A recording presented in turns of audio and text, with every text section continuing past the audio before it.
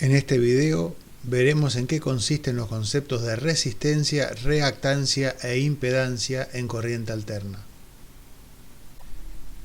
Sabemos que en corriente continua la dificultad que presenta un componente o un circuito al paso de la corriente eléctrica se denomina resistencia, y su valor puede hallarse mediante el empleo de la ley de Ohm. Este concepto también existe en corriente alterna, solamente que muy pocas veces aparece en forma aislada. En corriente alterna existe lo que se denomina reactancia, que es la dificultad que presenta al paso de la corriente alterna, en este caso, la presencia de un inductor o de un condensador. Es un efecto similar al de la resistencia en corriente continua, pero que solo tiene lugar en circuitos de corriente alterna. De la misma forma que la resistencia se mide en ohmios, la reactancia se mide en la misma unidad.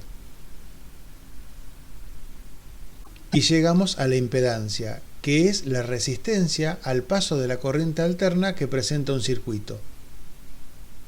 Es similar al concepto de resistencia en circuitos de corriente continua, pero a diferencia de la resistencia, la impedancia se representa mediante un número complejo. Es decir, las impedancias poseen una parte real, que es la resistencia, y una parte imaginaria, que veremos cómo está compuesta a continuación. Si tenemos un elemento que sea resistivo puro, solamente tendrá la parte real, la parte resistiva, la resistencia. Mientras que si el circuito es capacitivo puro o inductivo puro, tendrá solamente la parte imaginaria, que es la que corresponde a la reactancia. Las impedancias de los elementos más comunes, que poseen una parte resistiva y una parte inductiva, poseen tanto parte real como parte imaginaria. Como decíamos, la impedancia, que se representa con una letra Z y que su expresión es R más J por X, donde J es la unidad imaginaria y X es la reactancia total, puede calcularse de la siguiente manera: Z igual a R más J por XL menos XC. Esa parte imaginaria es la diferencia entre la reactancia inductiva y la reactancia capacitiva. Ahora veremos cómo se calculan esas reactancias inductivas y capacitivas. La reactancia inductiva, que depende de los inductores, de las bobinas que tenga nuestro circuito, puede calcularse multiplicando a 2 por pi, por la frecuencia, por el valor de la inductancia.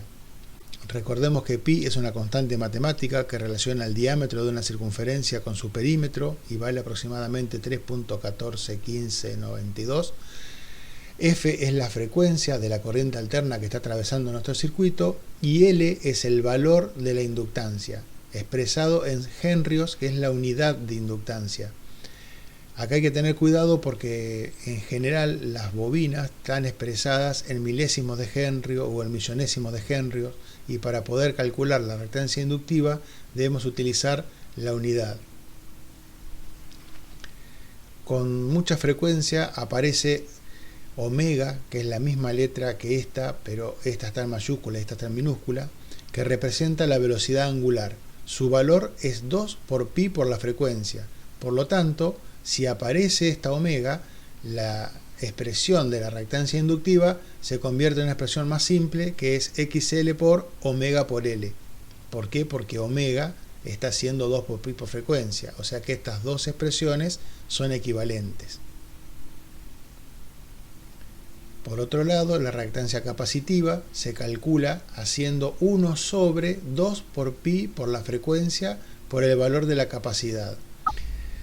Nuevamente, la capacidad debe estar expresada en faradios, a pesar de que en los componentes esta capacidad suele estar expresada en submúltiplos, milésimas de faradio, microfaradios, como hemos visto en el video correspondiente. Lo que dijimos en las reactancias inductivas sobre la velocidad angular también se aplica aquí.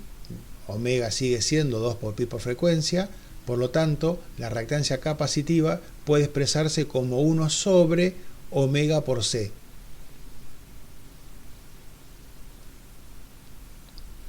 conociendo las expresiones de la reactancia capacitiva y de la reactancia inductiva, podemos escribir el valor de la reactancia total como la diferencia entre 2 por pi por frecuencia por la inductancia menos 1 sobre 2 por pi por la frecuencia por la capacidad.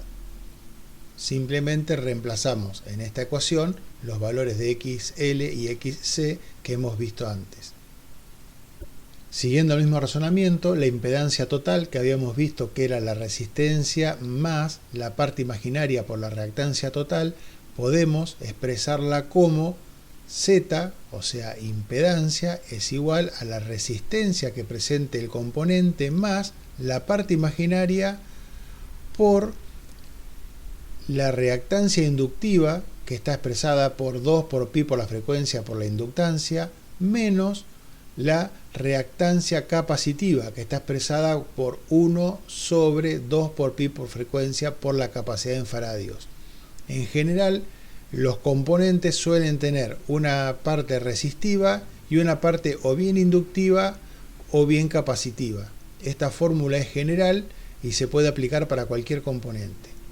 Con esta ecuación podemos calcular cuál va a ser la dificultad que va a presentar al paso de la corriente alterna un circuito determinado.